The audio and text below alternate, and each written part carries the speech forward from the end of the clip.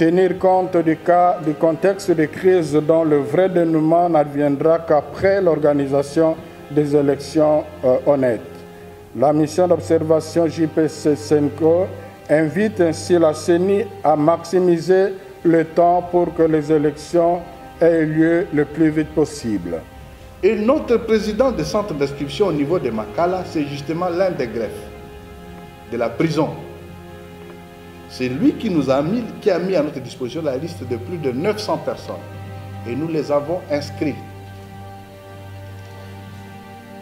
D'autres personnes qui n'ont pas été mises à la disposition de la CENI par les greffes, il ne nous appartient pas d'aller dans une prison pour dire on prend celui-ci parce qu'il est. Au Conseil national du suivi de l'accord et du processus électoral, CENSA, de convoquer la tripartite CENSA, gouvernement CENI le plus tôt possible pour établir une connexion entre l'accord politique global inclusif du centre interdiocésain et le calendrier électoral, conformément à l'esprit et à la lettre du point 4, paragraphe 2 du dit accord. Il s'est fait néanmoins qu'à 2 reprises, M. Franck Diongo s'est pointé lui-même devant notre centre d'inscription parce qu'il voulait avoir sa carte. Mais c'est la police interne, qui est venue lui dire que non, il n'était pas éligible. Sur l'inscription des électeurs en République démocratique du Congo, synthèse et recommandations. 1. L'organisation du processus électoral en République démocratique du Congo relève de la compétence de la Commission électorale nationale indépendante, CENI, qui a mission d'assurer la régularité de tout processus électoral et référendaire et publie à cet effet un calendrier électoral reprenant les différentes opérations y afférentes. La mission d'observation électorale de Justice et Paix SENCO, MOE-JPC, a constaté que l'opération d'identification et d'enrôlement des électeurs n'était pas calée dans un calendrier électoral ou dans un chronogramme d'activité publié par la CENI. Cela a été commenté. 2. La prise en compte de l'environnement sociopolitique dans la conduite des opérations électorales est capitale. La révision du fichier électoral se déroule dans un contexte caractérisé par une crise politique due au fait que l'élection du président de la République n'a pas eu lieu au mois de décembre 2016, date à laquelle son deuxième et dernier mandat a pris fin. Dès lors, il va de soi que son déroulement puisse bénéficier d'un caractère d'urgence en vue de l'organisation des élections, devant mettre fin à cette crise le plus vite possible.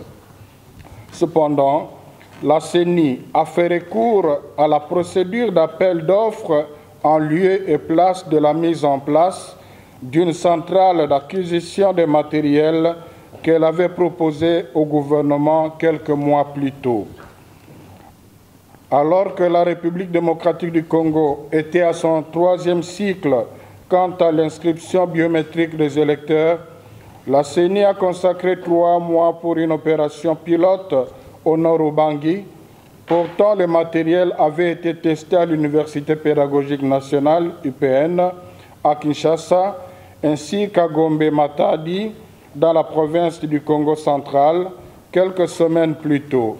Suite aux résultats des 10 tests, la CENI a pu sélectionner les fournisseurs de kits d'identification et enrôlement des électeurs. La CENI n'a pas enrôlé les Congolais à l'étranger même au moment que les électeurs de la ville de Kinshasa, comme annoncé lors du lancement de l'opération de l'inscription des électeurs à Guadolite, dans la province du Nord-Ubangi. En outre, même le délai fixé par la CENI elle-même sur 16 mois, plus 1 jour à dater du 10 février 2016, pour que le fichier électoral soit propriétaire le 31 juillet, n'a pas été respecté. Bien qu'il ait eu en sécurité au Kasaï, les listes électorales pour les autres provinces aurait dû être disponible à cette date. 3. Le suffrage est égal, c'est-à-dire une personne vaut une voix. Celui-ci étant, la CENI est censée prendre toutes les dispositions et autres mesures d'encadrement nécessaires pour éviter les inscriptions multiples dans le fichier électoral. Pourtant, le fichier en construction les porte en son sein. La CENI a prévu une opération de dédoublement, de déboulonnage pour débarrasser le fichier des cas irréguliers dont c'est indiqué ci-dessus. Toutefois, les inquiétudes de JPC Senco restent entières. En effet, bien que la CENI ait fait recours à la même procédure en 2005 et en 2011, et même si l'ancien fichier avait été fiabilisé, l'audit du fichier électoral mené par l'OIF avait révélé la présence de milliers de doublons. 4. 3 opérations arithmétiques concourent à la révision du fichier électoral. La première, c'est l'addition des personnes ayant atteint l'âge de la majorité électorale, de celles ayant retrouvé leur droit de vote et d'éligibilité, ainsi que de celles qui se sont déplacées au moment des opérations d'identification et d'enrôlement d'électeurs.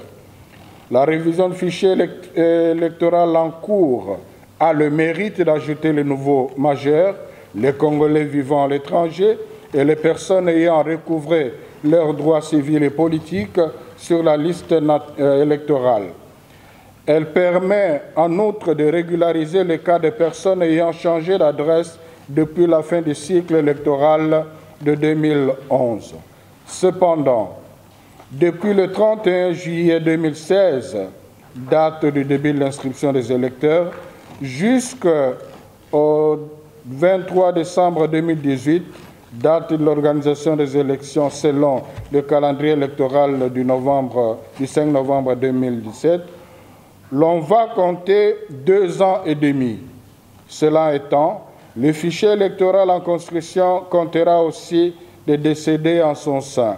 Les noms de personnes ayant changé d'adresse ne figureront pas sur la liste électorale des bureaux de vote et de leur nouvelle localisation.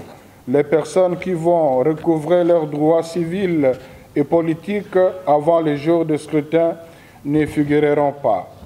La deuxième opération reste la soustraction, suppression, des personnes décédées, des personnes ayant perdu leur droit de vote pour incapacité mentale définitive ou suite à une décision judiciaire irrévocable et celles recrutées dans des forces armées ou dans la police nationale de la République démocratique du Congo. L'on doit reconnaître que la révision du fichier électoral en cours permettra de soustraire du fichier électoral les personnes ayant perdu leurs droits civils et politiques et les personnes non éligibles à l'inscription de la liste électorale qui s'y sont fait inscrire en 2011. Cette opération est censée épargner le fichier électoral des personnes s'étant fait recruter au sein de la police nationale congolaise et des forces armées de la République démocratique du Congo. Cependant, les personnes inscrites sur la liste électorale qui se sont fait enrôler au sein de la police nationale et de FARDC, ou celles qui se feront enrôler avant les jours de scrutin, figureront bien sur la liste électorale, de même que celles qui auront perdu leur droit de vote pour incapacité mentale définitive ou suite à une décision judiciaire irrévocable. La troisième opération,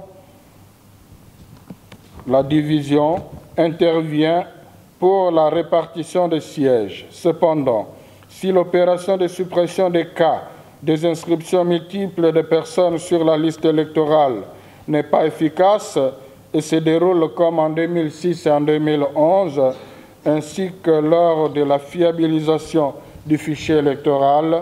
Ensuite, si les mineurs non éligibles à la révision du fichier électoral en cours ne sont pas radiés, La répartition des sièges sera basée sur ces irrégularités et par conséquent, elle ne sera pas honnête. Traduit par le mot toutefois au paragraphe chapitre 5, paragraphe 2 de l'accord, la tripartite précitée s'accorde unanimement sur le temps de parachèvement des dites élections. 3 scrutins. Il ressort de ce qui précède que le temps de parachèvement doit être décidé par la tripartite. Ceci revient à dire que ce temps doit être mentionné de manière explicite dans les rapports ou les communiqués finaux qui sanctionnent les assises et rendus publics pour tenir compte du contexte de crise dont le vrai dénouement n'adviendra qu'après l'organisation des élections honnêtes. La mission d'observation JPC-SENCO invite ainsi la CENI à maximiser le temps pour que les élections aient lieu le plus vite possible. De prendre en charge les chefs de gouvernement ou des localités pour que ceux-ci soient permanents au centre d'inscription afin d'approuver les témoignages en faveur des requérants qui ne possèdent pas de pièces requises pour se faire inscrire sur la liste électorale. De mettre en place des mesures d'encadrement pour faire face aux faiblesses du fichier électoral le jour du scrutin. D'encourager les candidatures féminines en vue d'améliorer le quota de femmes au sein de ces structures conformément à la loi de mise en œuvre de la parité. De mettre en place un mécanisme de collaboration avec le gouvernement afin de procéder au croisement entre le fichier d'identification biométrique des éléments de la police et de FARDC et la liste électorale afin que ces derniers soient détectés et radiés. Au Conseil national du suivi de l'accord et du processus électoral, CENSA, de convoquer la tripartite CENSA, gouvernement CENI, le plus tôt possible pour établir une connexion entre l'accord politique global inclusif du centre interdiocésain et le calendrier électoral, conformément à l'esprit et à la lettre du point 4, paragraphe 2 du dit accord, d'évaluer régulièrement le processus électoral pour être rassuré du respect des délais convenus. Au gouvernement de la République d'être proactif concernant la sécurisation du processus électoral pour que la situation qui a prévalu au sein de l'espace Kasaï soit évitée dans la suite du processus électoral, d'assumer sa souveraineté en dotant la CENI des moyens qu'il lui faut pour que les délais du calendrier soient respectés, d'appliquer l'accord en termes de décrispation politique pour libérer l'espace politique, de faciliter à la CENI. Monsieur l'abbé secrétaire général de la CENCO, avec votre permission, je voudrais présenter mon mot en 2 phases. Si vous me permettrez, il y a des considérations générales que je vais devoir donner tout à l'heure, mais l'occasion étant si importante, j'en profiterai dans un premier temps pour faire un état de lieu en quelques minutes du processus électoral et de montrer plus ou moins là où nous sommes. Le fichier électoral est le socle de tout processus électoral.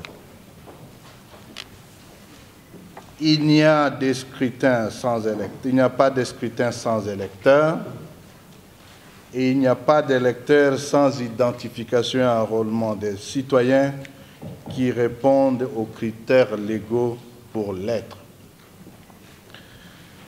Le fichier électoral en cours de constitution en République démocratique du Congo a pour vocation de couvrir tous les scrutins attendus.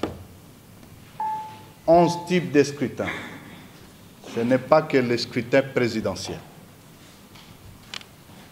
C'est le cadre légal congolais qui l'exige, en commençant par la Constitution. Parce que très souvent, on a tendance à penser que l'élection qui compte, c'est seulement l'élection présidentielle. Il est donc un déterminatif de la suite du processus électoral.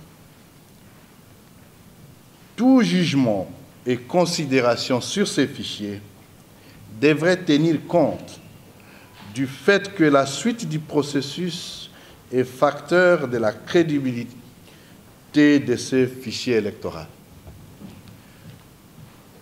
Déjà comme première réaction, Monsieur le Secrétaire général, quand nous lisons les rapports ou la synthèse de la CENCO, on sort plus le mot faiblesse, faiblesse. Et pourtant, le fichier en cours de constitution a des éléments de crédibilité essentiels à la suite du processus. Et à force de ne sortir que le mot faiblesse, faiblesse, la tendance est de penser que le travail en cours est un travail bâclé ou un travail destiné à ne pas donner de bonnes élections. Et c'est d'autant plus dangereux. C'est d'autant plus dangereux qu'à la fin de la constitution du fichier, si nous partons dans ce même élan, on risque de revenir pour dire l'élection doit encore attendre parce que les fichiers présentent autant de faiblesses. La CENI, qui travaille sur la constitution de ces fichiers, part de contextes bien précis et connus d'absence d'un fichier d'état civil et de non-recensement général de la population. Beaucoup d'éléments qui sont évoqués dans les rapports trouvent leur fondement à ce point. La qualité du fichier électoral s'apprécie à la fin des tâches prévues pour sa constitution. L'appréciation qui est faite à ce jour, soit-il par la CENCO, est précoce et prématurée. Elle est prématurée. D'ailleurs, comme vous allez vous en rendre compte, après la présentation que je vais faire, vous verrez que vous êtes seulement... Les rapports mettent plus ou moins les charrues, la charrue devant le bœuf.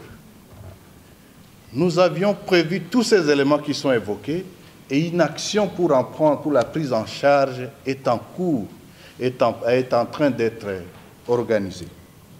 La constitution des procédures, l'élaboration des cartographies opérationnelles, le déploiement du personnel et des matériels, tout comme la collecte des données sur terrain, ne sont que des étapes du long processus de cette constitution du fichier. Les étapes restantes ne sont pas les moindres non plus. C'est la centralisation des données dans la base des données, le traitement des données de chaque électeur. Et c'est à ce niveau que nous allons procéder au dédoublonnage. La détection des enregistrements multiples. Nous sommes en train de préparer, nous sommes en train d'insérer les outils qui vont procéder à cette étape. La suppression des doublons confirmés et enfin, la consolidation des données nettoyées et la publication du fichier. C'est ce fichier-là qui sera soumis à un audit. Un audit qui procédera à une appréciation bien déterminée. Et nous voulons que cet audit soit organisé, soit mené par des organismes ayant expertise à la matière. Ce n'est qu'à cette appréciation qui permettra d'enlever les faiblesses qui sortent en ce jour. C'est à la fin de ce processus qu'il y aura un fichier électoral finalisé et digne d'être apprécié, audité. Dans le processus de cette constitution du fichier, la CENI est soucieuse de la crédibilité qui passe par le respect des exigences de la loi en matière d'électeurs et la conformité aux standards internationaux en la matière. Quels sont ces critères? L'universalité, l'actualité, l'unicité et surtout l'exactitude du fichier dans la base avec le principe sacro-saint de l'unicité d'un électeur dans la base des données. La CENI apprécie et félicite donc, tout en les encourageant, toutes les parties prenantes qui l'accompagnent dans la réalisation de ce travail. C'est le cas de la CENCO. À travers sa mission d'observation de la Commission Justice et Paix, oui, cette mission aura été déterminante et nous a permis des ajustements nécessaires pour avoir les résultats que nous avons aujourd'hui.